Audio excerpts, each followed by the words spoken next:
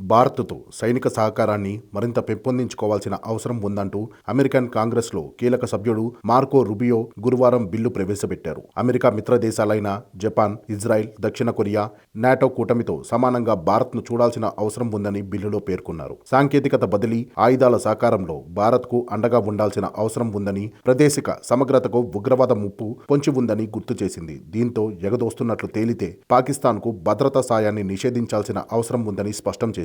మరోవైపు Indo Pacific ప్రాంతంలో China దురాక్రమణ పూరిత వైఖరిని అనుసరిస్తోందని బిల్లు స్పష్టం చేసింది. ఆ ప్రాంతంలో అమెరికా మిత్ర దేశాల సార్వభౌమత్వానికి చైనా సవాల్ విసురుతోందని ఆందోళన వ్యక్తం చేసింది. ఈ నేపథ్యంలో డ్రాగన్ దేశాన్ని అడ్డుకోవాలంటే భారత్తో సత్సంబంధాలు కొనసాగించాల్సిన అవసరం ఉందని నొక్కి చెప్పింది. అమెరికాలో నవంబర్లో ఎన్నికలు జరగనున్నాయి. ఈ తరుణంలో బిల్లు గట్టెక్కడం కష్టమని నిపుణులు చెబుతున్నారు. ఎన్నికల తర్వాత కొలువుదీరే కొత్త ప్రభుత్వం ఈ బిల్లు చట్టరూపం దాల్చే అవకాశాలు మెండుగా ఉన్నాయని వివరించారు.